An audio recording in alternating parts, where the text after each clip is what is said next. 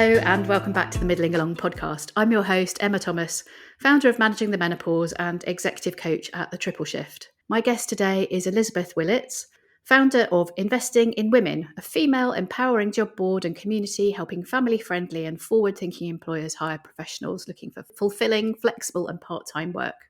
She's an experienced recruiter with over 17 years of experience, both in-house at one of the Big Four and at one of the UK's largest recruitment agencies. She's also a mum to two daughters, Emily and Annabelle, and a Labradoodle called Dougal. I'm envisaging Magic Roundabout here. She's a passionate believer in the power of part-time and flexible work to retain women in the workplace and close the gender pay gap. And her debut book, Flex, a dynamic guide for anyone wanting to build a successful career on their terms, came out in January 2025. Welcome to the podcast, Elizabeth. Oh, thank you so much for having me. It's a pleasure to be here. And I should say you have a podcast as well, so maybe tell us briefly about that. So my podcast is called Work It Like a Mum, and I basically interview women that are doing brilliant things in their career post-kids. And actually, I think that's something I'm really passionate about because I think there's this narrative that a lot of women's careers end after having children, whereas speaking to a lot of women through my work, in many cases, it's difficult, the juggle, childcare, etc. I'm not going to pretend it's easy, No.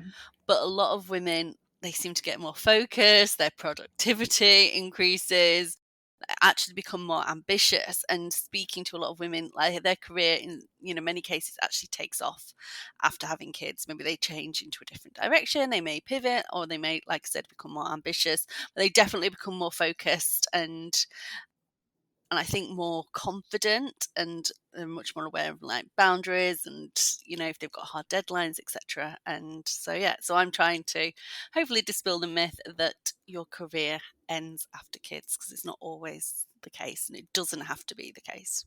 So for anyone that isn't familiar already with investing in women, tell us a bit more about what you and your team do.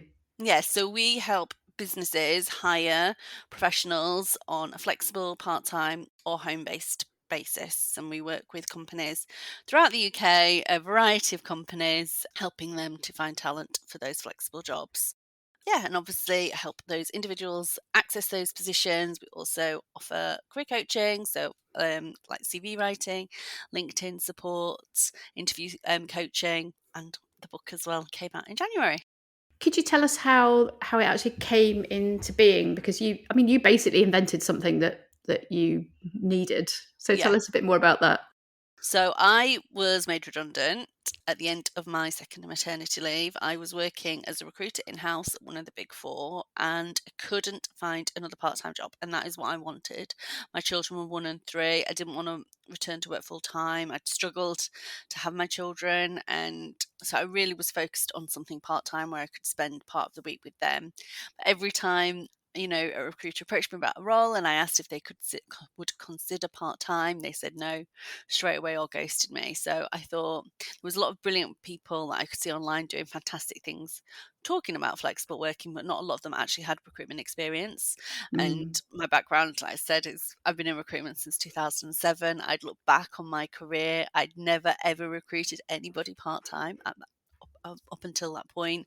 I could see what was happening to a lot of friends where they were having to exchange something well paid, they trained really hard for something lower paid, lower skilled in exchange for that flex. And I thought it then, I still think it now, that the reason we have a gender pay gap is because women statistically do much more around the home, whether that's childcare, elderly care, just general domestic duties. Therefore, they're more likely to want flexible work, but they're punished with low paid roles that offer that. And it's those senior part-time roles that we're trying to promote and trying to encourage employers to advertise. And was that a bit of an epiphany for you, kind of looking back and thinking, oh, now I see what was going on? I think it's difficult, isn't it? I think before, like, I remember my friend when I was working in house used to talk to me about how expensive nursery was. And I didn't really get it. And then until you actually have them. Buy fewer shoes. Yeah. And then until you actually have kids and you're like, oh my gosh, this is extortionate. I guess you read, don't you, what's resonating with you at that time. And I think the recruitment industry is quite broken. because particularly recruitment agencies tend to be quite staffed by quite young people. That when you go into a recruitment agency floor, a lot of people are in their 20s, so they're not necessarily at that stage of life. And also, the way it works is that you get commission on, and it's based upon somebody's salary. So you not typically get 20% based upon the salary that you place somebody at. So it makes absolute zero commercial sense for a recruitment agency to place someone part-time. Yeah. Why would you do yourself out of that money? Why would you do it? Because it's the same amount of work for Mm. basically half the fee. So they're never going to be incentivized to I had never push thought their about it like that before. clients to offer those roles. And that's where you swoop in and do That's where I your suit in, yeah. fantastic stuff. Um, Oh, thank you. so we've talked to other guests on the podcast about these sort of return to office mandates, and you've written about that quite a lot on LinkedIn. What are you seeing from the companies that you work with? Clearly, they can see benefit from providing flexibility. Yeah, I mean, a lot of our clients still offer, obviously, they still offer hybrid. And a lot of them, like a hybrid to them would be 2 days in the office, 3 from home, which it really works for a lot of our candidates, that because they're then still getting a full-time wage, but with flexibility on 3 days a week. So that is often still, really, if not more appealing to certain people. But yeah, generally across the market, it has shifted. It's definitely an employer driven market because a lot of people have unfortunately been made redundant over the past few years. So there's a lot of candidates that are applying for roles, and we see a huge number of candidates that apply for part-time, flexible and remote jobs. So the power has definitely shifted to employers, but that's not always the case. And I also, passionately believe that if you can offer flexibility, you are actually going to get much more people applying for your roles, and therefore you're going to have much more choice as an employer on hiring the best person. You can also recruit from a wider geographical area as well if somebody doesn't have to be in 5 days a week. So actually it's better for you and your team because you will have an opportunity to really get the best talent for your positions. And there's a nice story too behind how your book Flex was commissioned. Can you tell us a bit about that? Yeah, so I was on a podcast like this about a year and a half ago, and then I took my daughter. My daughter used to do a little arts and crafts class on a Monday evening, and I would wait in the car while she did it. And it was like November, and the podcast had come out a week or so before, where I'd been a guest, and it was a really cold November evening. I sat on my laptop because I used to take my laptop and just do some work while she was doing her class, and then I saw this email from a publisher at Wiley saying they'd heard me on the podcast and would I be interested in exploring writing a book. And I, like anybody, get a lot of emails, and a lot of them feel a bit like junk, spam, etc. And I think even this had gone in my junk folder, and I was like, this can't be true. It's probably just Where's the a catch? spam thing. Yeah. Yeah. So I just ignored it, and then I sat on it for 3 days, and I thought, do you know what? I'll message them back. So I messaged her back, and it was genuine. So then I had to do a book pitch. I had no idea what I was doing, and then I got offered the book deal just before Christmas in 2023, and then they said, right, we want you to write this book.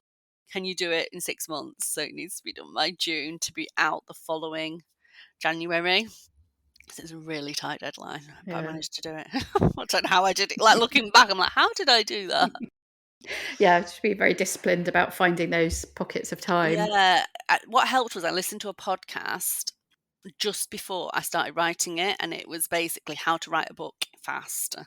And the premise was you can do a lot in a small amount of time if you're disciplined. So it was basically advised to do 30 minutes a day without fail, 30 minutes a day of just writing. Don't think, just write. And it said don't edit it either, because a lot of people will stall themselves because they'll write and edit at the same time. And they said it uses completely different parts of your brain. The hardest thing is actually to write, because that's the mental blocker. And then once you've written all your words, I had like 60,000 words, then go back and edit. So that's what I did. And because the most daunting thing is to write. But actually, it's made me realize how much you can achieve in 30 minutes a day. That's the thing. I think is focusing. Interestingly, I was doing a sort of a co-working thing for an hour or two the other day with a sort of network that I am part of. And I don't know if you've heard of body doubling, this whole idea that if you're working on a Zoom call or something with somebody else, but just the idea that somebody is kind of there in the virtual room with you Oh, makes you more productive. And yeah. it's really interesting. It's like, set a timer for whatever it is, sort of 45, 50 minutes, Yeah. and have a check-in at the beginning and the end of that hour. But like you say, even in 30 minutes, if you really, really focus, you can get so much stuff done. Yeah, I know. And I used to set my, I'm not going to say it 'cause it's on the desk, the Alexa timer. And then I would have the radio playing, and then the time would go. And if I was sort of in flow, I'd carry on. But I think just thinking 30 minutes, it doesn't feel too daunting. And it all adds up. Yeah, it Yeah. So really does. tell us a bit more then about what's included in the book. So in the book, I feel like it's a bit of a journey, really, for anybody at whatever stage of career they're at. But it's a journey to get the career you want. So it starts off with clarifying what you actually want. And I think this is the bit that so many people miss. And they miss it, unfortunately, very early on. Just at school, I think there's too little focus on the way the education system is set up. There's too little focus on actually what do you want, what's important to you. So it's thinking about what are your values, what's your definition of success. Obviously talks about your previous skills and experience. What are you good at? What I would recommend everybody doing is a strengths-based test. I So did I the did one Clifton with. Strengths one recently. Did It's you? That's what really I did. interesting. It's Yeah. so good. And Can't I was believe like, I've "Do you know waited this what? long. I can't." So I'm going to get my kids to do it when they're like picking their GCSEs, because That's a good idea. My son's yeah. just chosen his GCSE option, so this is very much kind of on my mind, but I hadn't thought about getting it. So That's a then they brilliant can idea. lean into their strengths. I think that's a really. It was so eye opening, wasn't it? And the book is. I don't know if you've read the book, but the book is basically we're all only good at. We're not good at everything. Obviously, nobody's good at everything. So therefore, it's really important to know your strengths, and then you can lean into those. If you're risk adverse, for example, then you would lean into careers that work for that. If you're analytical, maybe you're really outgoing. So then you'd pick a career that complemented your personality, because I do believe that we enjoy our jobs when we're good at them, and we're probably, we're going to be good at them when we've picked something that works well with us and our personality. There's obviously chapters on making a career pivot. There's chapters on building a career. If you found you were in the right career, how do you get to the top of that career? And there's chapters on CVs, how to write a CV, LinkedIn strategy, including profile, network, building a network, interviews. It's very, very practical. It's all practical. There's even a chapter on business, starting a business.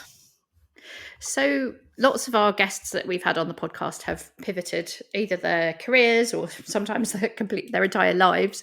What's your best advice for somebody looking to change up their career, particularly if they've been in a sort of one industry or one type of role for a very long time? I think the easiest way to pivot, if you want a massive pivot, is generally to use your network. It's going to be really hard to apply for a role cold that you have zero experience in, because the recruiters are gatekeepers really on those roles, and that's whether it's through a recruitment agency or an in-house recruiter, because they're being paid to show the most relevant CVs to the hiring manager. So I think that the best way for you to completely pivot is to build a network in the area you want to pivot into. Think about your transferable skills and experience. If you are writing a CV, so for example, if you have historically been, say, in recruitment and you want to move into HR, it would be going first with your HR responsibilities on a CV. So basically using the most relevant. Front loading the stuff Yeah. that is going to make people notice you. Yeah, and think, okay, I can see the relevance of that experience. Definitely write a cover letter if you're making a real big pivot, but also recognize that you might not be able to make that pivot in the next role. It might be the role after. So what role can you do at the moment where you've got skills and experience that are going to be valuable to your potential employer, that is closer to Right. So where it's you sort of want an to go? incremental Yeah, it's step like a stepping change. And stone. Yeah. Okay. But the people that have made the biggest career pivots that I know that have just done it like straight away have used their network, and have not been afraid to pick up the phone and got a meeting with somebody, and they've built that know, like, trust. So they've basically sort of cemented themselves as a trustworthy, hardworking Mm. individual, and that person then has been willing to take a chance on them. Yeah. So you never know. You never Sometimes. know. And you mentioned earlier that you had been made redundant from your role. I've been made redundant twice. So that I was very interested to read that sort of there is a section of the book that talks about sort of redundancy, and I learned something I did not know, and that is the part about an SAR. So can you Yeah. explain a bit more about what it is, why they're potentially helpful and important? So it's called a subject access request, and you can request a company gives you information, your database. It's your data. So you could actually, if you've in dispute with a business from a consumer perspective, you could submit an SAR, subject access request. But Oh, with your employer, then this is obviously something quite powerful, because you can see where you've been talked about, maybe behind your back, maybe they've said something that they shouldn't have said about you, and then you've got now collateral to try so and that's any negotiate kind of email something. where they've mentioned you Yep, between one employee and another employee in yeah, the company has yeah. to be They'll released. often redact the other people's names, but you get a gist. They might say, "Oh, so and so, oh, we're a bit concerned because so and so wants part-time hours, for example. Can That's we, so about interesting. you?" Mm. Yeah, or it'd be like the redundancy decision, and it might be something. Oh, she's just come back from maternity leave. I feel like How can everyone we should know support her? this. I feel like Everybody should know this. You fill in the form on the ACAS website, and then you get an ACAS mediator, and you need to be quite quick. Although I think they have changed it, or they so are there's like a changing it. time limit. There's a time limit. It's like Okay. 3 months. It was 3 months less one day of when you sort of the last bit of maybe you felt discrimination occurred. But I think your subject to access request, you can do it your entire, for your entire time you were there. But I mean, if you wanted to take someone to tribunal, it's 3 months. It was 3 months less one day. It might be 6 months now. So you Mm, want to get that subject access request in quite quickly, and then it could go back years, and it sort of then stalls the process as well for you. It pauses that time limit, so before you might want to think, "Oh, I want to take them to tribunal," but you've okay. got collateral then, and you can hopefully negotiate a better settlement deal than the one that's been initially offered. Interesting. Yeah. If you're listening, even if it doesn't apply to you now, squirrel that bit of Squirrel information it away. away, and ACAS is really good, and they have a free phone line. Ah, So okay. ACAS, ACAS. And also, we should probably mention pregnant then screwed, Yeah. which for anyone who has experienced discrimination as a result of being I think they'll still advise you to go through ACAS, because that's the official government one. So that's okay. where, if you were to take your employer to tribunal, you'd be taking them through ACAS, and you'd be getting like a mediator through ACAS. But yeah, you can Mm. definitely tell us pregnant and screwed for legal advice. And what do you think have been your most important takeaways and lessons from setting up your own business? Because you've got a chapter also in, as you said, in the book about setting up, because lots of people are setting up on there to get that flexibility. Certainly what I've done. Yeah. It's harder than it looks, and it's harder than I thought it was going to be. I don't know if you felt that, Emma, but Definitely. it's worth it. And actually, maybe that naivety at the beginning probably served me well, because if I thought maybe it was going to be as hard as it has been, might have thought twice about it. But it's also incredibly rewarding. And what I quite like about having your own business is freedom. And it's not just Mm, flexibility freedom, but it's also freedom to pivot and take where you want the business to go. You're not in corporate, where it's very bureaucratic and there's layers and layers of decision makers before anything gets done, which, looking back, is, I found that very frustrating. You're yeah. also not pigeonholed into a little box. You basically are doing everything. I think what I think I did this quite early, but I'm pleased I did it, was outsource things quite Mm, early on, because I didn't have a lot of time. My children were little. So I got a VA, I got somebody else to build my website. And I think that was something, is don't be afraid to use things like Fiverr and to find people that are better. than you at certain things. You can go on Fiverr and find people. If you've got a podcast, to edit a podcast, to create some graphics for you on Canva. There's a lot of people on there that you can get, really affordably by their services, and automate where you can. Don't keep doing your time audits, so you know where to automate, where you want to use AI, what services and tools are going to be worth you investing in as well, just so I think that's it, isn't it? The time audit, what do you actually need to do? And don't forget your email list. That was my other thing.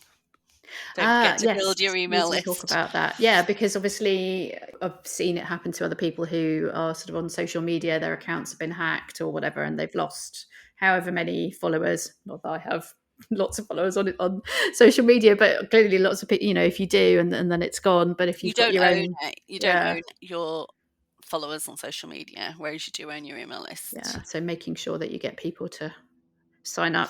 And you have 2 young daughters. Yep. If I gave you a magic wand and you could change one thing about this world that they're growing up into, what would it be and why? Oh gosh,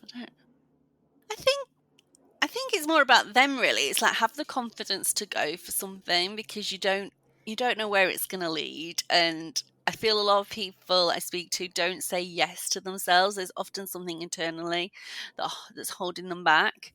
So I hope that I'm building up their confidence to, when they're older, to say yes to opportunities, to not doubt themselves, to not be afraid of putting themselves out there, and seeing what happens. But I think that would be my hope for them, is that they have the confidence to say yes Mm. to things.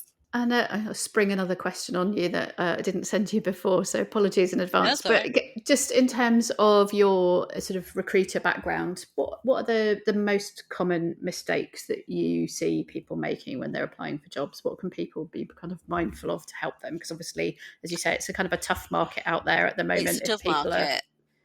So, um, if you have an opportunity to write a cover letter and you don't, then that's feels like a big no-no, because it just feels like you've sprayed and prayed. If you're basically, imagine if you're the it take a bit of hiring time manager. basically to craft Take a one bit of for the job. time. It's quality over quantity.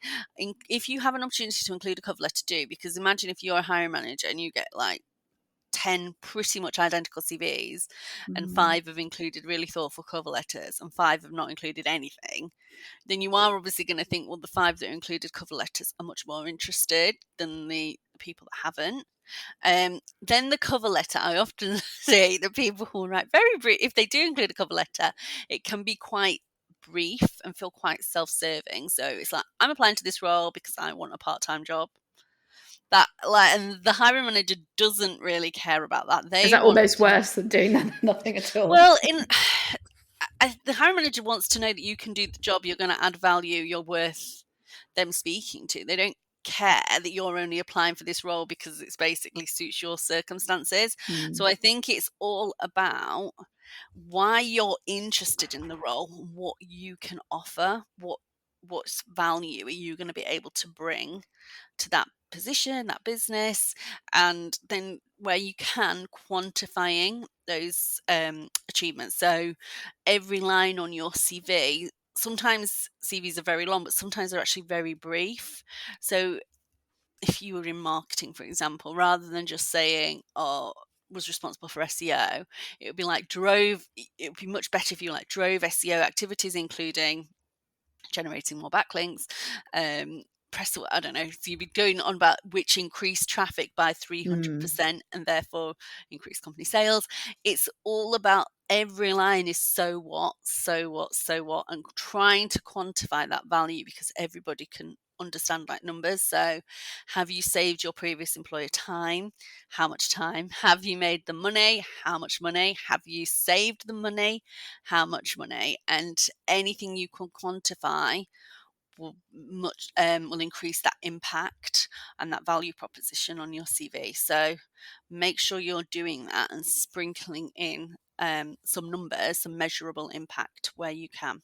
and I would maybe add to that, if you're, even if you're not actively looking for something at the moment, this is something that I wish I had done, is that, whilst you're working, so I used to kind of keep things like nice emails people had sent me, but actually documenting as you're going through, because it's really hard to remember, It's you know, really hard to 3 remember. years, you know, oh, I did a project 3 years ago. How much, you know, like you say, how much did I save the company on that project?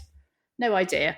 I could probably Yeah. find out. But actually, if you're kind of, as you're going through, if you just make a few notes in a file somewhere that kind of is a good sort of something to jog your memory, if you're then in a position where you need to do that sort of, it's like mini storytelling really, isn't it? It's Yeah. like, so if you've got something there that you can reflect back on and think, oh, okay, yeah, those are the things that I did that would be really good to mention in the CV. It's a lot easier to kind Oh, of do that 100, as I you're think going that's along. it. Yeah, and just keep documenting. And that will also help if you asking for pay rises, promotions, because you'll be able to present the evidence of, you know, this is how much value I have contributed to your I business was in the past terrible at year. doing that. I mean, you know, Yeah. learn the hard way, but Yeah, it's difficult, isn't it, at the time? And I think actually on that project thing, because sometimes in big companies you're only responsible for part of the project, and you don't see what actually happens at the result because you're only you maybe at the front end. So, you know, 6 months after, if you're still there, ask the people that were responsible, you know, later on in the project, what was the impact of this? That's such a good idea. Yeah. Yeah. And keep, yeah, like you said, document it. Just get a Google Doc somewhere and just keep adding to it. And then when you do come to do your CV, you'll find it so much easier. Mm. And are you seeing an uptick in the number of sort of these part-time and flexible roles that are coming in to you? Do you think that will? It's a mix because, like I said, I'd be honest, I think it's been tough since the budget, unfortunately, Mm, because a lot of businesses have become a bit nervous about hiring, and they did lower the national insurance threshold, which mm, disproportionately affected part-time workers who might have been oh, exempt from national insurance. So hopefully we're recording are in mid-March, so after the spring statement, I think businesses are still a little bit like waiting at the moment for the effect of that national insurance, what it's actually going to do to their bottom line, that increase in national insurance, before they turn the taps on again on recruitment. Well, a mixed bag, but Recruitment always goes in cycles, mm, so it's one of these, you know, I was hoping that this year was going to be a really buoyant year for recruitment. It may still be, but in 2026, because, you know, the taps won't be turned off forever.